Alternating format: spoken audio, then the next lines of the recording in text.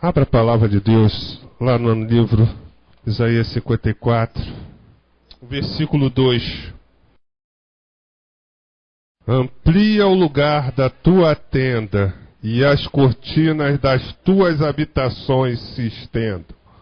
Não o impeças, alonga as tuas cordas e firma bem as tuas estacas. Agora você abra no livro de Isaías 49, volta 5 capítulos desse capítulo que você abriu.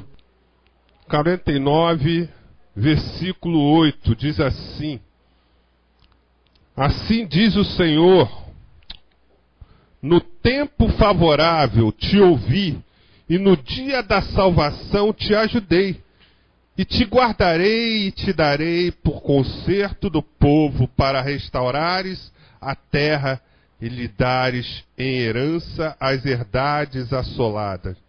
Para dizeres aos presos, sai, e aos que estão em trevas, aparecei, e eles pastarão nos caminhos, e em todos os lugares altos terão o seu pasto.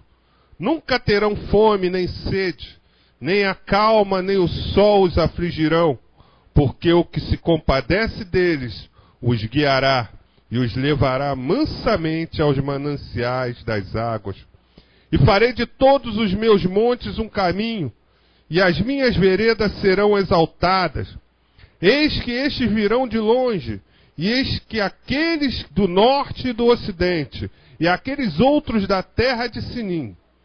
Exultai, ó céus, e alegra-te tu, terra. E vós, montes, estalai de júbilo, porque o Senhor consolou o seu povo, e dos seus aflitos se compadecerá. Amém? Eu quero falar que, de tempo em tempo, Deus sempre enviara os seus profetas, para falar para Israel sobre as promessas dele, que ele tinha para Israel, e Deus enviava de modo a encorajar Israel, porque Israel passava por muitas lutas, por muitas tribulações, mas muitas dessas tribulações e lutas o próprio Israel colhia, que a palavra diz que Israel era um povo obstinado, um povo de dura cerviz. Você sabe o que é isso?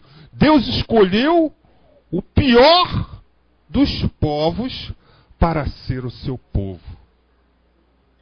Deus olha, às vezes a população lá fora não entende, como Deus olha com misericórdia para aquele bandido que é assassino de milhões e milhões de pessoas, né? Que rouba, que trafica, e Deus olha com um olhar de misericórdia e resgata aquele homem. Muitos daqui de fora não conseguem compreender, o homem natural não consegue compreender. Porque agora está se despedindo, foi preso, se converteu, nada. Esse cara, ele continua a mesma coisa, ele não mudou. As pessoas não conseguem compreender, mas Deus escolhe justamente isso. Deus confunde. A palavra diz que a sabedoria de Deus é confusão para o homem. A sabedoria de Deus, os homens não conseguem compreender, porque está acima da nossa limitação natural. Porque nós somos seres limitados. Não conseguimos entender os mistérios e a grandeza de Deus. Não conseguimos. Para nós é fato. Deus é um ser superior. Ele tem 100% de mente trabalhando. A nossa mente trabalha no máximo 11%. Como é que eu posso compreender os desígnios de Deus? Eu tenho sim que fazer a vontade dele, não importa como. Deus chamava de tempo em tempo, sempre enviava profetas a Israel para encorajar Israel, para mostrar, olha, eu estou contigo. Às vezes você pode entender, está demorando muitas das vezes a tua bênção acontecer, mas preste atenção, eu estou aqui, eu estou contigo, eu estou no caminho, eu estou preparando, eu estou lapidando. Muitas das vezes vai demorar, muitas das vezes vai doer, porque a gente não compreende, porque às vezes dói. Por que uma seringa às vezes dói? Mas ela serve para curar, não serve? Ali caminha um remédio que vai talvez estar te livrando de uma doença, de uma enfermidade incurável. Dói. Mas é um tratamento. Deus trabalha assim. Deus trata assim.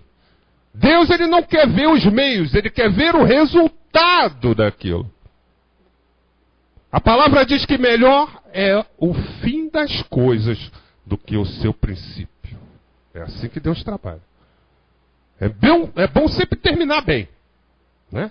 É bom sempre terminar bem. Começar bem, muitos começam, mas terminar é que é o problema. Saul é um grande exemplo. Começou muito bem e terminou mal. Porque o fim é que determina para onde você vai. O fim é que determina salvação ou condenação. Saul pereceu. Contrapartida, a gente vê Manassés, que foi ruim a vida toda. Filho de Ezequias. Foi ruim a vida toda. Praticou mal, mas no final da vida ele se arrependeu verdadeiramente, restaurou o culto a Deus, restaurou a sua vida de intimidade com Deus. E Deus falou: vende, bendito do meu filho, do meu pai, para estar comigo.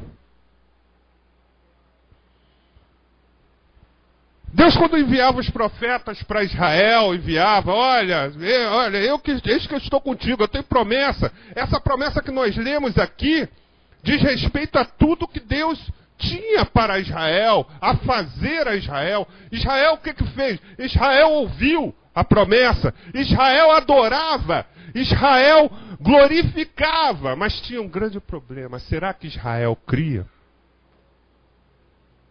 Será que Israel, ele cria verdadeiramente naquelas promessas? Olha o versículo lá 14 dessa mesma palavra.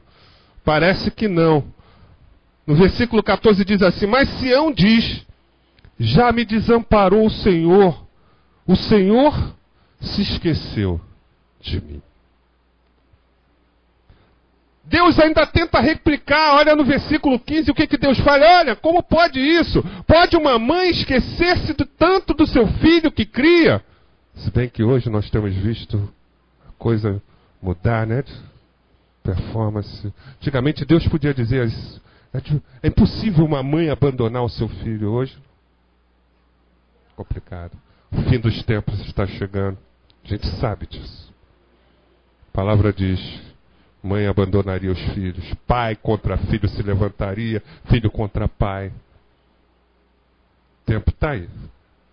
Estamos visto aí muitas coisas acontecerem, de ficarmos alarmados. Presta atenção. Pode uma mãe esquecer dos teus filhos, que não se compadeça dele, do filho do seu ventre, mas ainda assim, que uma mãe se esqueça? Eu, todavia, não me esquecerei de ti, diz o Senhor. Eis que na palma das minhas mãos te tenho gravado, os teus muros estão continuamente perante mim. Olha o que Deus fala.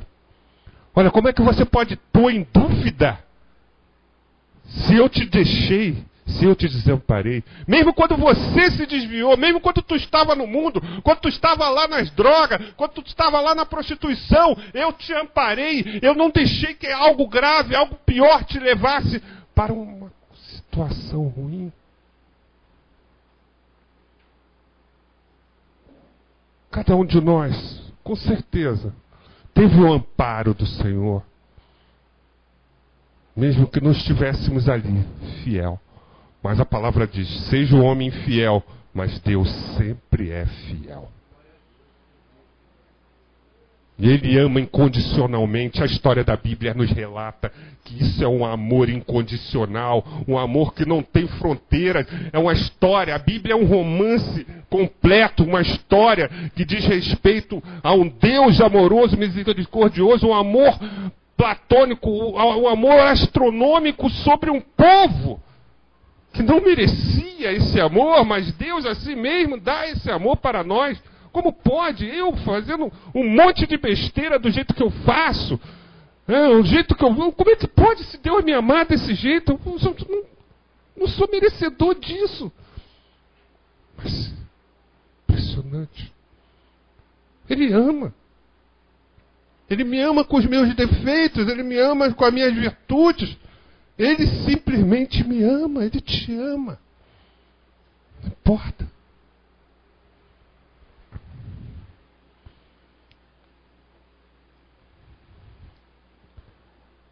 Esse versículo 14, a palavra de Israel, olha, bateu no coração de Deus e falou, olha, foi uma ducha fria, né? Quando Israel falou, o Senhor me desamparou, o Senhor se esqueceu de mim. Às vezes a gente fala coisas para Deus que, se é naquele tempo antigo, Deus fulminava, né? Deus antigamente, ele não é que ele não tinha paciência, mas ele se conhecia o coração. E a misericórdia de Deus antigamente era medida. Era medida. Hoje nós estamos na graça, mas nem por isso estamos livres da ira do Senhor. Nem por isso. Mas Deus sempre se compadece. Essa é a verdade. Aí o que Deus fala? Abre lá agora no versículo 30. No capítulo 30 de Isaías. Ainda no livro de Isaías. Aí Deus tenta mostrar para eles, olha, como é que a vitória era fácil. Olha como é que as conquistas são fáceis. Olha como é que Deus fala para ele. Deus fala assim, capítulo 30, versículo 15. Do capítulo 30 do livro de Isaías. Diz assim, porque assim diz o Senhor Jeová, o Santo de Israel, em vos converterdes e em repousardes estaria a vossa salvação. No sossego e na confiança estaria a vossa força. Mas não o quiseste. Olha o que Deus fala. Olha, se você deitasse tranquilo, você está com seus problemas, você tem problemas para resolver, se você confiasse em Deus, deitasse tranquilo e repousasse tranquilo nos braços do Senhor, estaria a tua força, mas Israel não quis.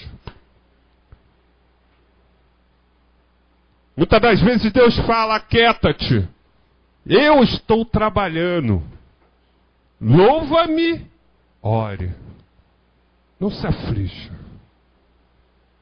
eu estou no controle. Deus sempre está no controle. Fala para o teu irmão, Deus sempre está no controle. Fala para ele, não há nenhuma sombra de variação, fala para ele. De Deus não estar no controle. Amém. Não tem como. Não tem como. Deus vai mais além. Abre Isaías 34. No versículo 16. Aí Deus chega ao cúmulo de falar, pelo amor de Deus, não acredito que você ainda tenha dúvida do que eu falei para você.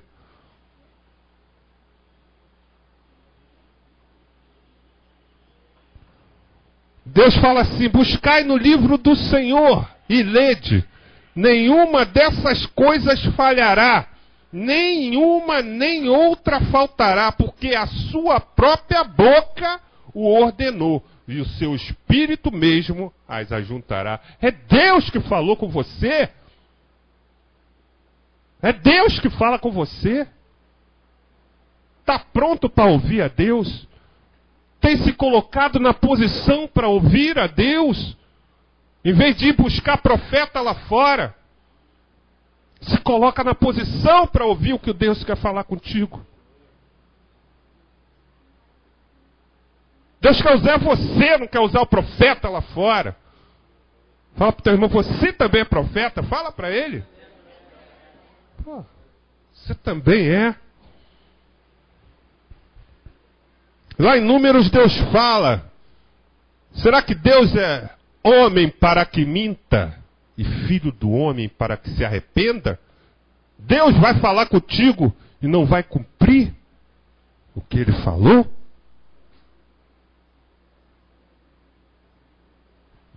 Existe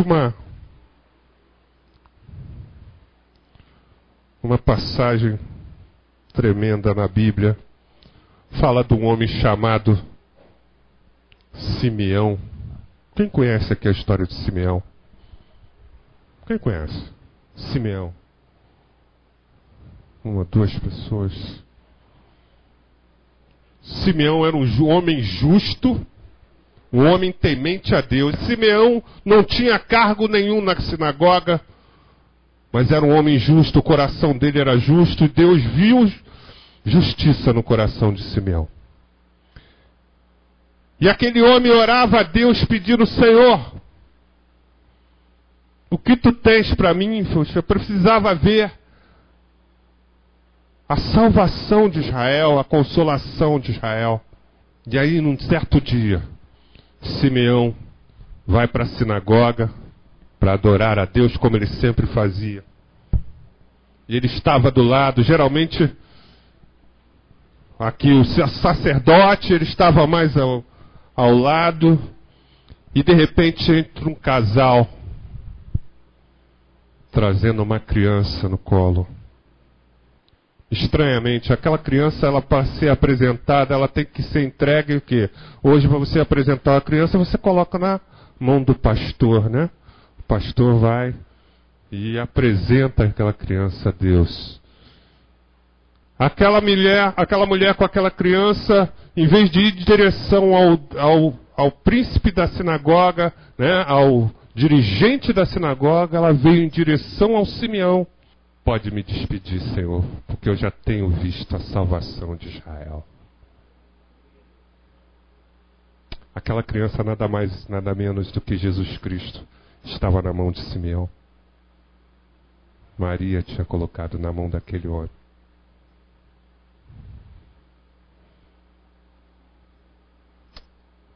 Aleluia.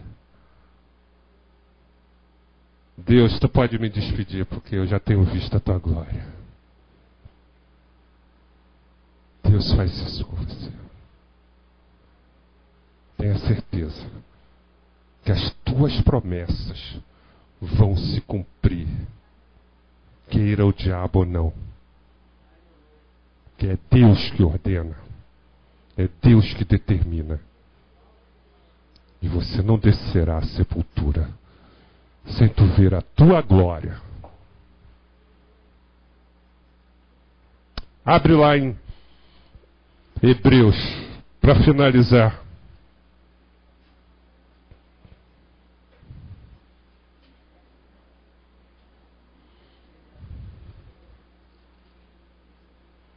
Hebreus capítulo 10, versículo 36.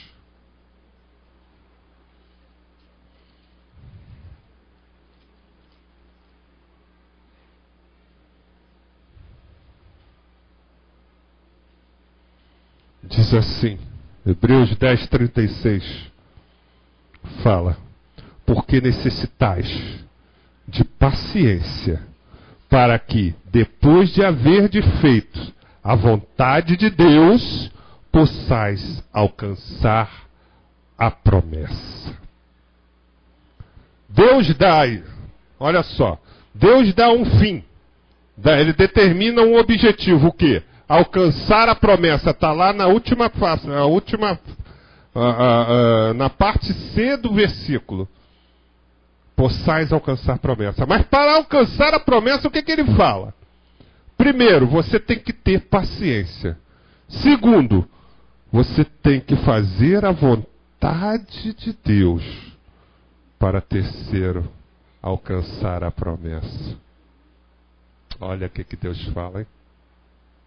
Essa palavra veio a mim hoje. Impressionante, né? Como é que Deus usa. Eu quero falar para você, amado. Deus tem promessa na vida de cada um aqui. Pode ter certeza nisso. E grandes coisas. Deus não prepara coisa pequena. Deus não prepara qualquer coisa para os servos dele. Deus dá o melhor. Fala para o teu irmão, Deus só dá o melhor.